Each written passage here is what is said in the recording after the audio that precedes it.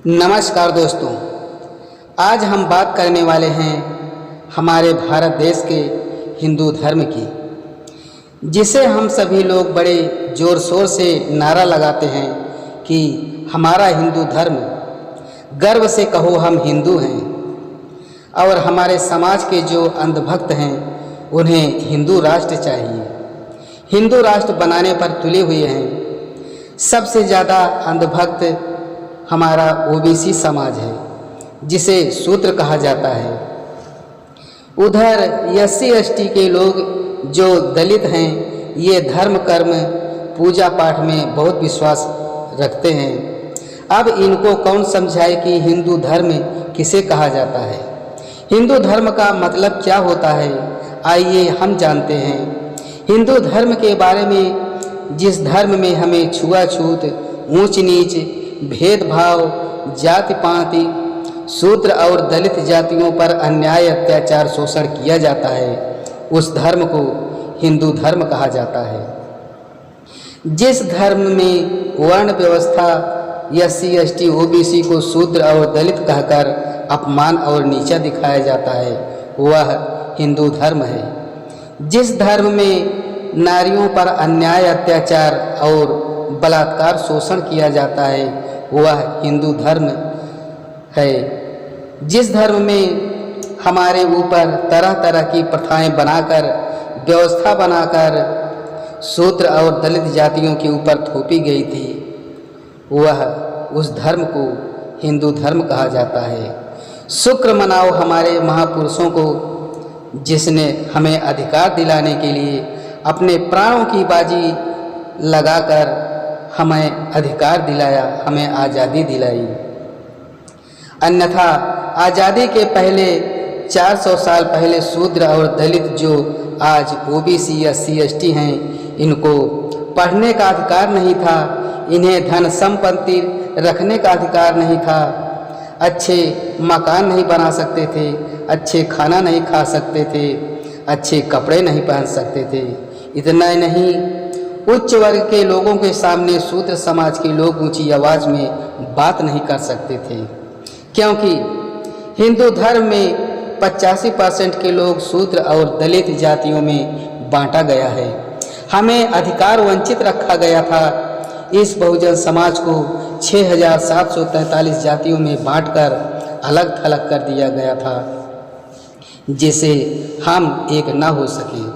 यह मनवादियों की सबसे गहरी चाल थी। इस चाल में वो कामयाब हो गए और 85% के लोग गुलाम बनकर रह गए। बड़े शर्म की बात है कि हमारा इतना बड़ा समाज ओबीसी एससी एसटी मिलाकर 85% है, फिर भी 15% के लोग 85 पर हावी हैं। इतनी सी बात हमारे ओबीसी जो शूद्र हैं उनको समझ नहीं आ रही है, और कहते हैं हमें हिंदू राष्ट्र चाहिए। इनको ये नहीं पता है कि धर्म के नाम पर हमें बेवकूफ़ बनाया जा रहा है, धर्म के नाम पर हमें लड़ाया जा रहा है। हमें लड़ाकर वोट बैलेंस बढ़ाकर शासन सत्ता में पहुंच जाते हैं और हमें दबे कुचले ही रह जाते हैं, और नए नए कानून बनाकर हमें दबा दिया जाता है। याद रखो दोस्तों, जिस दिन हिंदू राष्ट्र बन गया, उस दिन से 85% का समाज वह फिर उसी प्रथाओं में तब्दील हो जाएगा। हमारा सारा अधिकार खत्म कर दिया जाएगा। समाज फिर उसी दलदल में जाकर फंस जाएगा जिसकी वो कल्पना कर रहे हैं। यह सब जानने के लिए आपको अपना इतिहास पढ़ना जरूरी है। अपने इतिहास को जानो कि आज़ादी के पहले शूद्र समाज का क्या हाल होता होगा। बहुजन समाज के पुरुष और महिलाओं पर कितनी प्रथाएं थोपी गई थी, ये आप कल्पना भी नहीं कर सकते। जैसे हमारे समाज में सती प्रथा प्रचलित थी। सती प्रथा ये एक ऐसी प्रथा थी जो हमारे समाज में घिनौनी प्रथा थी। जब किसी स्त्री की पति की मृत्यु हो जाती थी और उस पति की चिता में जिंदा ही औरतों को भी जला दिया जाता था। इन पाखंडियों ने, मनवादियों ने उस स्त्री को भी उसी चिता में जला देते थे। और यह थी हमारी सती प्रथा। दूसरी थी देवदासी प्रथा। जब हमारे शूद्र समाज के स्त्रियों के जब बच्चे पैदा होते थे और कन्या उत्पन्न होती थी तो उस कन्या को मंदिर में दान कर दी जाती थी, जिसे देवदासी प्रथा कहा जाता है। मंदिर में रहने वाले उस पत्थर की मूर्तियों से, देवी देवताओं से उस कन्या की शादी करा दी जाती थी, उससे उनका विवाह हो जाता था, जिससे जिंदगी भर वह मंदिर में सेवा करती रहती थी। और उसके बाद मंदिर के पुरोहितों द्वारा, पाखंडियों द्वारा वह उपभोग की वस्तु बना ली जाती थी, उनके साथ शारीरिक संबंध स्थापित करते थे। दोस्तों, यह होती थी देवदासी प्रथा। शुद्धिकरण प्रथा उसी प्रथाओं में से एक थी जो 1819 में अधिनियम 7 के तहत अंग्रेजों ने इसे बंद करवा दिया था। शुद्धिकरण प्रथा ऐसी प्रथा थी जब शूद्र महिलाओं की शादी होती थी और शादी होने के बाद जब उनकी डोली तैयार होकर विदा होती थी तो पति के घर न जाकर उन राजपुरोहितों के घर सीधे जाती थी और 3 दिन तक वह पुरोहित शारीरिक संबंध स्थापित करता है, उनसे सुहागरात मनाता है और सुहागरात मनाकर उनको शुद्धि करता था। तब चौथे दिन वह स्त्री अपने पति के घर जाती थी। दोस्तों, यह थी शुद्धिकरण प्रथा।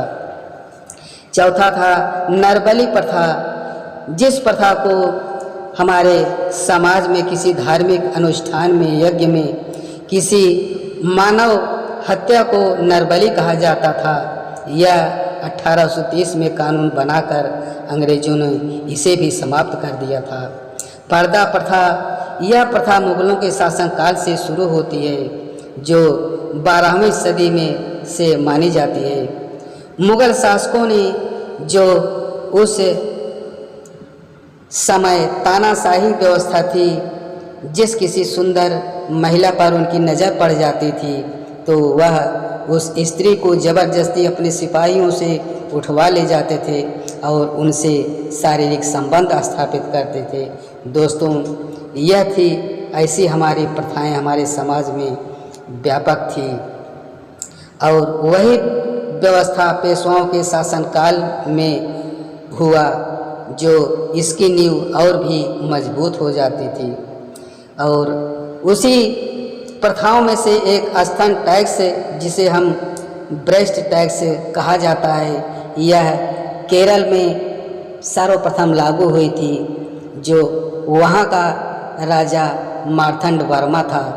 वहाँ की शूद्र स्त्रियों की जो उन्हें अपना स्तन ढकने का अधिकार नहीं था, यदि वे अपने स्तन को ढक लेती थी तो उन्हें ब्रेस्ट टैक्स देना पड़ता था, जिसे मूलाक्रम टैक्स कहा जाता था। दोस्तों, जब उच्च वर्ग के लोगों ने इन्हें अपने सामने से या जब भी इनके सामने से ये औरतें निकलती थी तो अपना स्तन खुला ही रखना पड़ता था, जिससे इन उच्च वर्ग लोगों को ने देखकर उनका मनोरंजन होता था। दोस्तों, ये ऐसी प्रथाएं थी जो हमारे समाज की घिनौनी प्रथाएं थी, या हिंदू धर्म की मान्यता थी। दोस्तों, ऐसी प्रथाएं थी जिसे सुनकर आपका खून खौल जाएगा। दोस्तों, वीडियो बहुत लंबी हो जाएगी, इसलिए हम इसी पर समाप्त करते हैं। अगली वीडियो में हम मिलते हैं। धन्यवाद।